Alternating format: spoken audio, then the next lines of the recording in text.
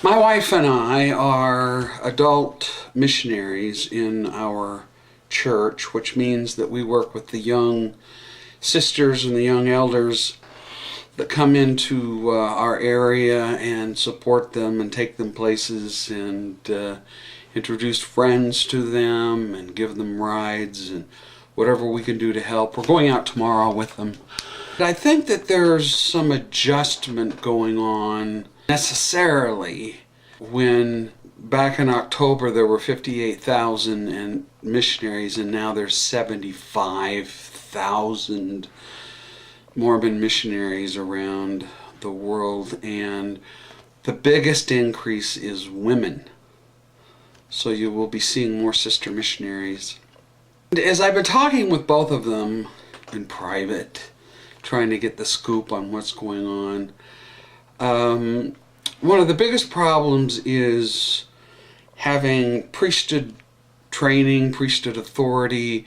The mission presidents are called by prophets through inspiration and through the power of the priesthood to conduct their missions, and that priesthood continues with the elder missionaries but is not extended to the sister missionaries. And the nature of that difference can cause some difficulty, but not much, because most sister missionaries, or most women in the church, a vast majority, like 95%, are not interested in switching gender roles and are not interested in either secular or religious feminism. I'll stop there before I call anybody a witch. And I can see the wisdom. When I was a missionary in Venezuela, which is now cut off to American missionaries because of Hugo Chavez and those who follow after him, what a disaster that place has become because of socialismo. We were encouraged at the time to seek out whole families, particularly priesthood holders, because those are the backbone of creating offices and positions in the church, and that isn't to diminish the female role, but in order to create stake presidents and temple presidents and bishops and quorum presidents, those are priesthood responsibilities. I see it as a hastening of the work.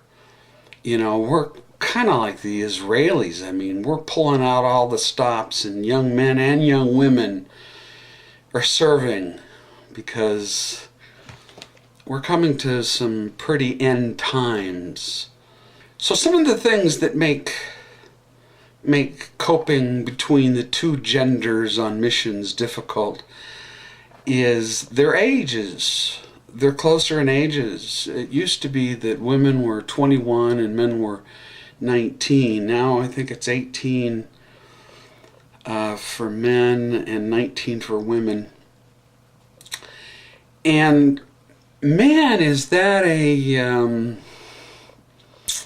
how should I say, enticing age. It's a dating age. It's an age where a lot of people in the world are doing sexual explorations, and that is verboten. And if you're going to go out and preach the gospel, you got to be single-minded. Your heart has to be in the right place. Another difference that I've seen is in teaching. The sister missionaries tend to be much more loving, much more giving, friendly, and they make emotional contacts, which we're supposed to. Nobody cares how much you know until they know how much you care, right? But I've also noticed that the elder missionaries tend to be more doctrinally oriented, more focused on scriptures and getting the job done, which may be a male trait. Although I've seen some pretty ambitious sister missionaries. They're all good. I'm just talking about some of the differences that I've noticed. Two of the sister missionaries a while back were teaching a lesson on the family. And it got towards the end of the teaching. Now, what do they know about families, right? But they're doing the best they could. And at the end, I just couldn't stand it. And I said, aren't we going to talk about the priesthood? And they kind of looked at me dumbfounded. I said, the priesthood in the home is where men are supposed to exercise the most charity, the most service, the most willingness to even compromise with their spouses. You know, we have other authorities and positions of running the church, but in the home, the priesthood is supposed to be one of where men are service to their wife and to their children. And they're like, oh. Now, I'm here to confess that some elders, not me because I'm married, okay, and I know better, but some elders, I don't know if they're jealous or they just don't like the ways of the sisters who get more dinner invitations. Maybe they're old school, sexist. Some of them are having to adjust, and the best way to adjust is, you know, pray for a spirit of reconciliation, you elders out there. You know, there's a way to work this out. And sisters, have mercy on them, really. Because they're not used to this. And all the history of since 1830, you know, there haven't been really a lot of sister missionaries. So this is kind of new. And my wife and I love the sister missionaries and the elder missionaries equally. And they each have talents. And you'd be blessed to be taught by either gender. Now, sometimes the sisters tend to go towards other sisters, and that's fine.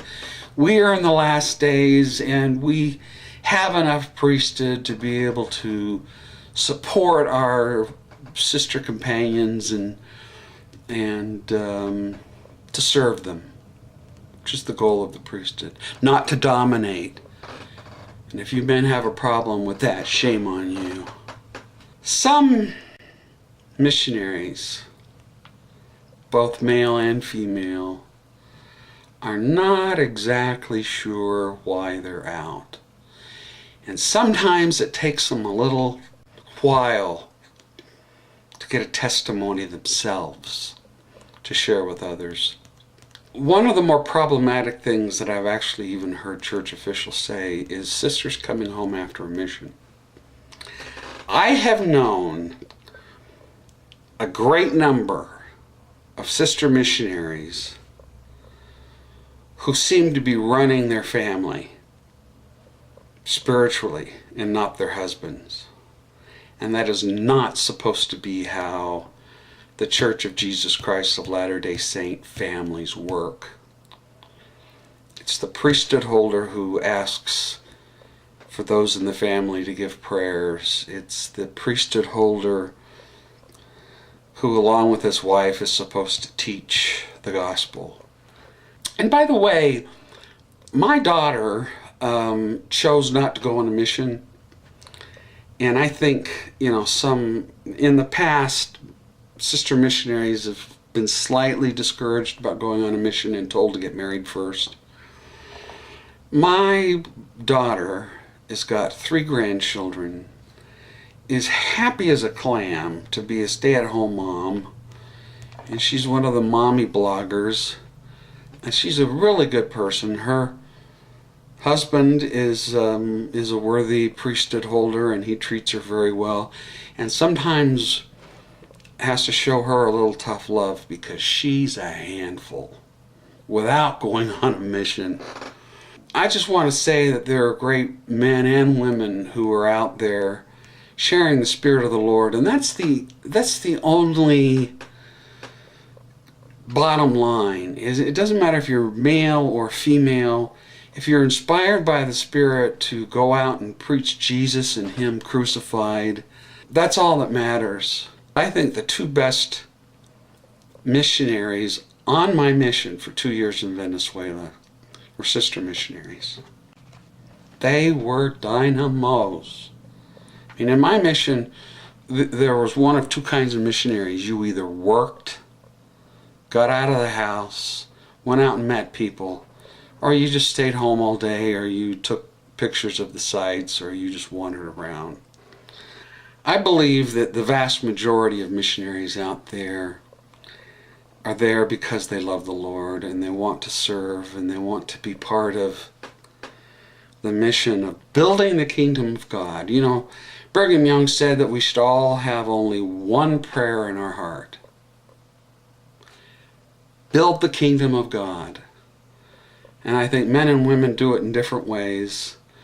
And I think that there's going to be some adjustments and maybe some new mission rules.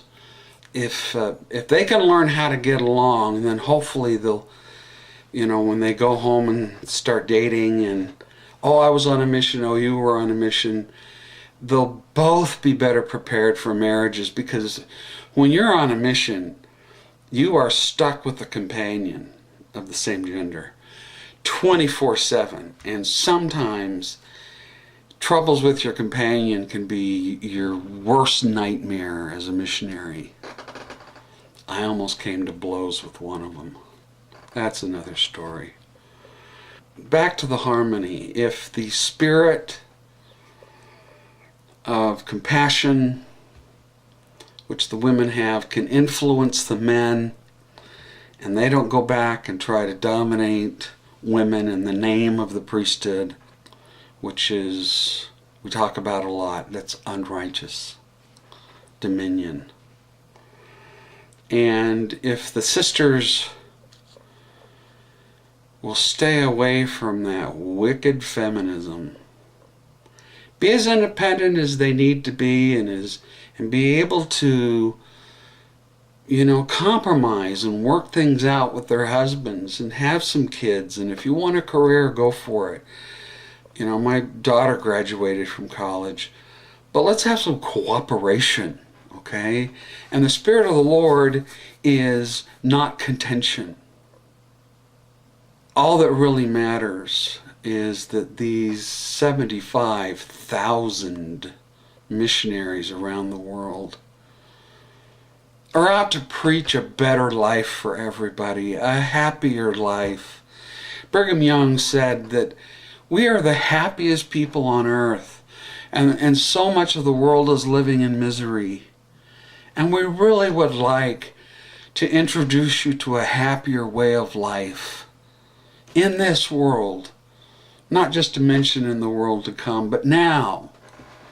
There are great blessings in believing in the atonement of Jesus Christ and His living prophets, the servants. I tell you what I say. I say, vive la différence.